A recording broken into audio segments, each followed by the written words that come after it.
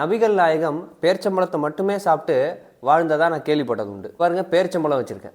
எந்த ஒரு நல்ல காரியமாக இருந்தாலும் தேங்காய் பழம் இல்லாமல் நம்ம ஆரம்பிக்கிறதே கிடையாது. உண்டா இல்லையா? கடவுளுக்கு கொடுக்குற முதல் பிரசாதமே இந்த தேங்காய் பழம் தான். இந்த தேங்காய் பழத்தை நம்ம முன்னோர்கள் சாப்பிட்ருக்காங்க. அதனால தான் கடவுளுக்கு நெய்வேத்தியம் பண்ணியிருக்காங்க. தேங்காய் குடலுக்கு ரொம்ப நல்லது. குடல் புண்ணை நல்லா ஆற்றும்.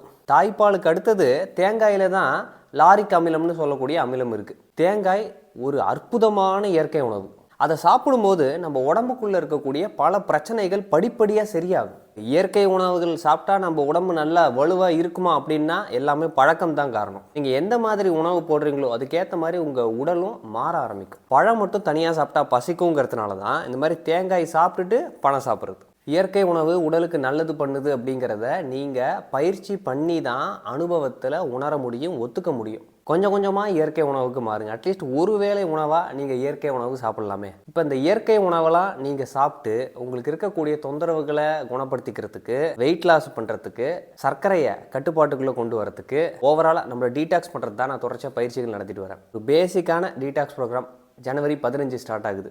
அதில் ஜாயின் பண்ணி இந்த மாதிரி இயற்கை உணவுகளையும் நீங்கள் ஒருவேளை உணவாகவே சாப்பிட்டு அதோடைய அற்புதங்களை நீங்கள் உணரலாம். தேங்காய் பழம் உடலுக்கு பலம்.